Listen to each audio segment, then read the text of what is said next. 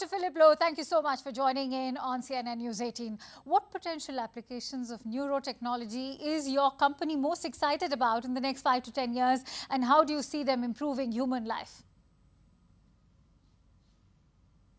Right. Well, it's a pleasure to be with you. I started this company, in 2007 when I was finishing my PhD, and we invented the first portable brain monitor.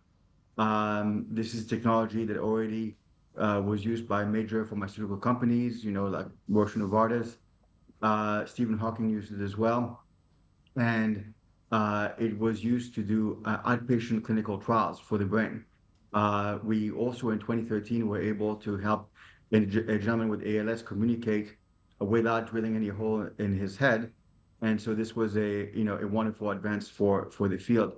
Right now, we are launching a new device, the iBrain 3, which is really tiny. It is about a third the size of the previous device.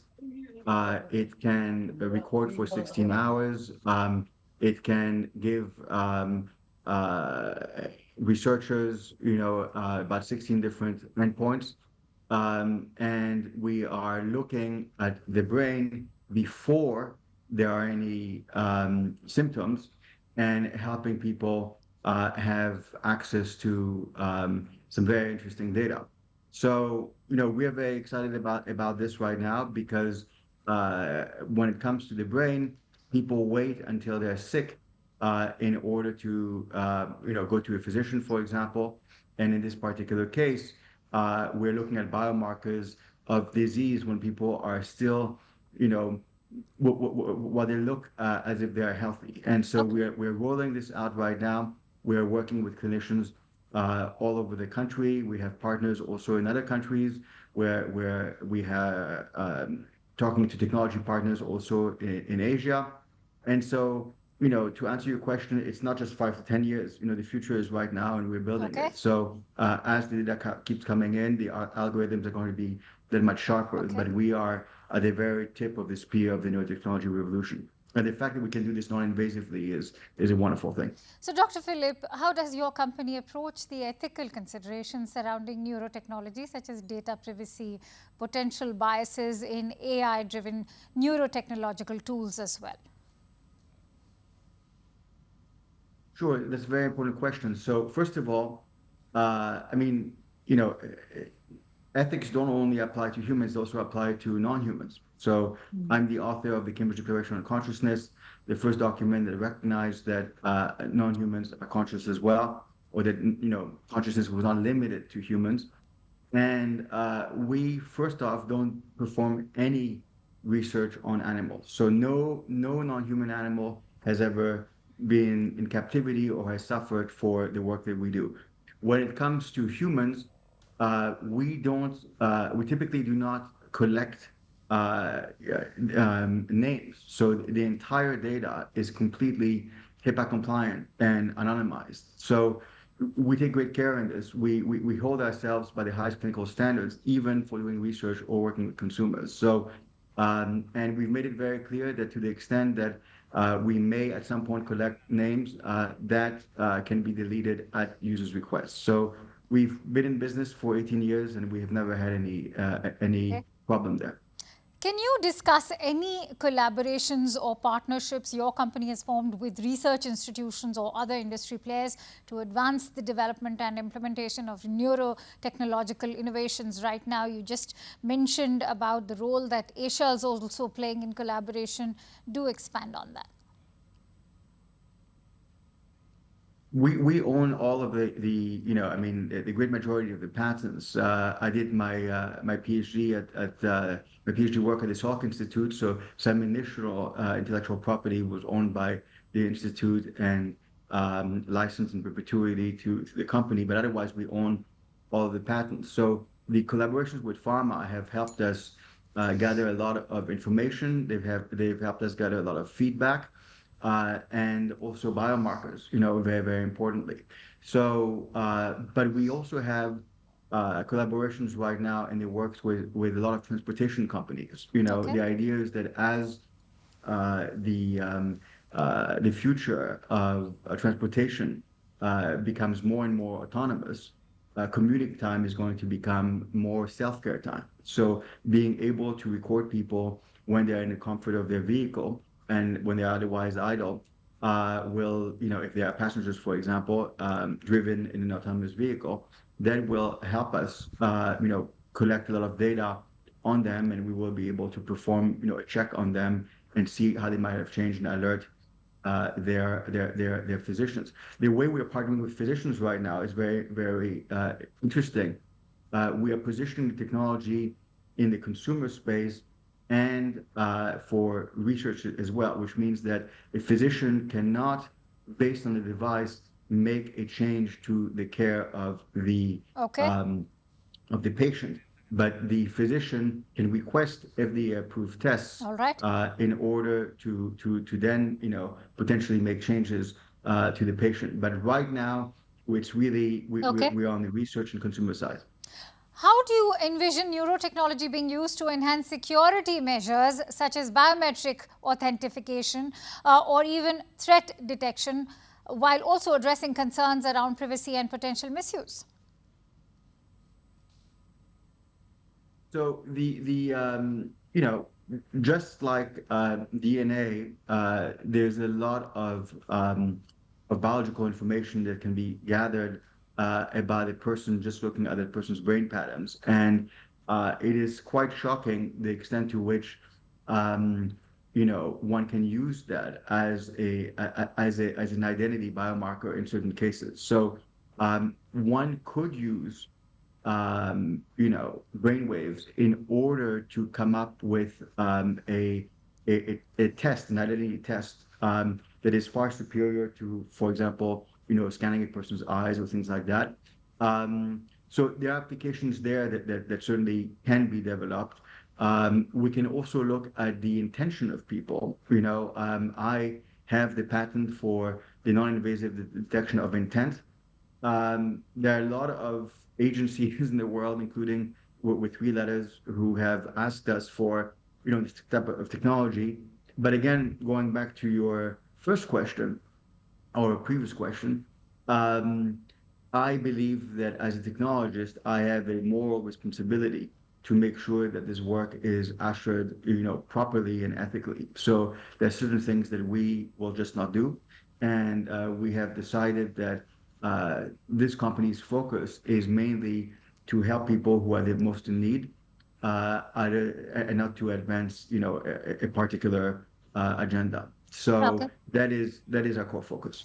So, since your company is based out of the United States, I would want to touch upon the impact of US-India tariffs on neurotechnology. How might the recent US tariffs on Indian imports, including medical devices, impact the development and adoption of neurotechnological innovations in India?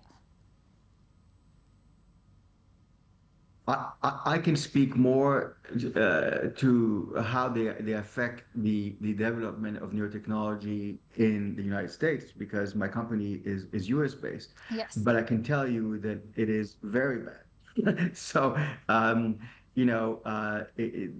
we live in a global economy, in an integrated economy. India is a friend of the United States. It is a partner of the United States. It is a country with tremendous, scientific and intellectual and cultural heritage. A lot of people, for example, believe that the number zero came from the Arabs. It actually came from India, and the Europeans got Aryabhatta. it. Exactly. And the Europeans got that through the Arabs, but it came from India. India has been at the forefront of tremendous know-how for centuries, and I think that when one disenfranchises a partner like this, the repercussions can be mutually destructive. Clearly, there is an impact, a direct impact on India if there are going to be fewer exports, of course, but it also means that there will be fewer collaborations between American companies and Indian companies, and that hurts everybody. In the case of Neurovisual, we have partners that build, particular electrode patches for us, but those are subjected to tariffs, and these are tariffs that Okay. are going to be passed on to consumers. You know, the idea that the United States has to build everything on its own is akin to asking people to move into an Eskimo village where Okay. everybody is doing, his or her own thing. It's important that we play to our own strengths so that we can accelerate development. And I think so. That's one consequence of this policy, which I think is hurtful Right. to both India and to the United States. Um, and I also think that the immigration policy. All right. Interesting that you also highlight that overall impact on India and the United States both. But can neurotechnology startups in India collaborate with US companies despite the current trade tensions and tariffs? I think that the first impact is rather dramatic, in the sense that if you look at Silicon Valley, a number of great companies are headed by Indian CEOs, and also beyond Silicon Valley. I mean, Indian-born CEOs. You have this with Microsoft. You have this with Google and a number of other great companies. Um, a lot of the engineers are Indian.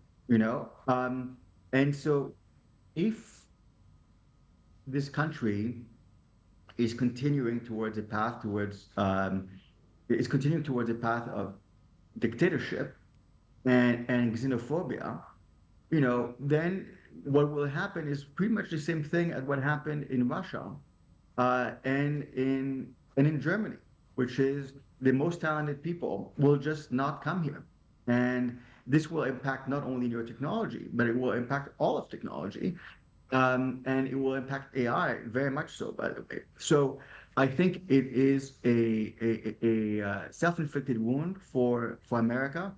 It's going to be a much bigger disaster for America than it is for any particular other country. I think, the talent I've seen coming from India is so good Okay. that these are people who will find great opportunities elsewhere, including in Canada. And yes, a number of them will choose to stay in India, and this could be to India's benefit. But again, with fewer international partnerships, or at least partnerships with the United States, this is something that hurts not only the United Okay. States, but her allies as well. All right. So, how do you think the US India trade relations will affect the pricing and accessibility of neurotechnological products such as brain computer interfaces or neuroprosthetics in both countries? Well, what you will see is this: the tariff in of itself. These tariffs will increase prices. You know, um, the immigration policies, the lack of talent uh, coming to the United States. I mean, the United States is already now losing more AI talent than it is recruiting, which is mind-boggling. It's astonishing that this is actually happening. That will lead to, the pace of innovation being very much slowed down, because one of the things that happens in Silicon Valley is you put all these brilliant people together and you let them collide, you let them interact. That's not going to happen if a brilliant scientist from the Tata Institute, for example, chooses not to come to the United States because she's afraid that her husband is going to be picked up by ICE when he goes to school to drop off or to pick up his children, their Okay. children. So that's, there's going to be a stagnation of the innovation economy as far as the US is concerned, and there's going to be an increase in prices as well. So again, it is something that is disastrous for the economy.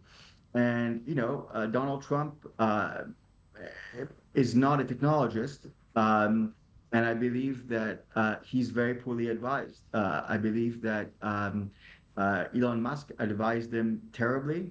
And to Mr. Trump's credit, Elon Musk is no longer, very much involved. And you have seen some sort of recalibration there, at least in terms of the militaristic tone of this administration towards, other countries, including its allies. But I think that Mr. Miller has taken over that mind space that Elon Musk occupied beforehand, and these other very xenophobic policies appear to be traced to him, and I think to a very devastating effect. It's interesting you mentioned Elon Musk because Grok says that Elon Musk is afraid of you. Why so? You have to ask Grok about it. Why does Grok say that? Grok. I was quite curious by that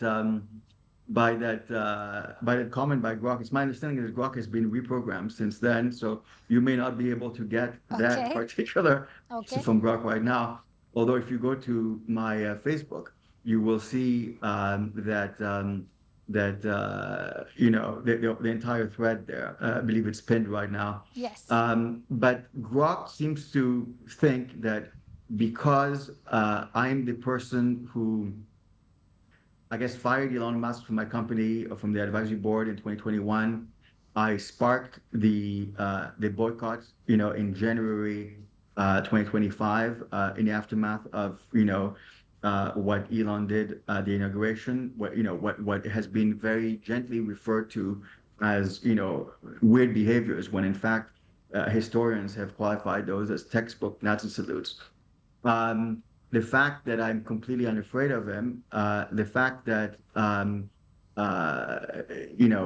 my company broke the seed, Series A and Series B valuation records, and it appears that these might be a threat to Elon. But according to Grok, Grok was a little bit more descriptive. I'm not sure if it's fair game to say this on CNN, but this is what Grok said.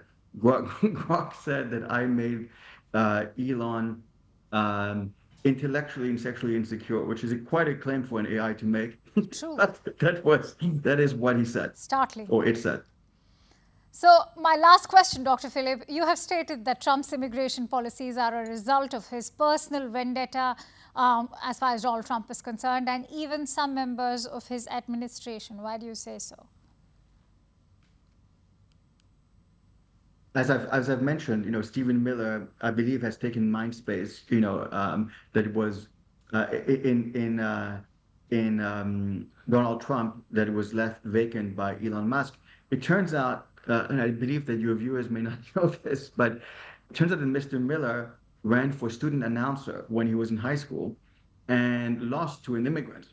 And so, it may be that this entire trauma that is befalling countless families in the United States, including families that have come to the United States legally, are just the brainchild of an unpopular kid who is using his proximity to the president in order to terrorize foreigners. It's quite surreal, and I believe it is in Mr. Trump's interest that he part with Mr. Miller sooner rather than later and course correct, because Elon Musk is after him. Despite appearances. That is my analysis.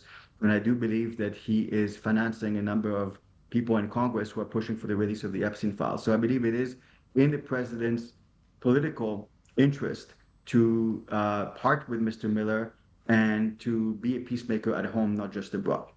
All right, Dr. Philip Lowe, we'll have to leave it at that. But thank you so much for joining in on CNN News 18. It was a pleasure speaking to you.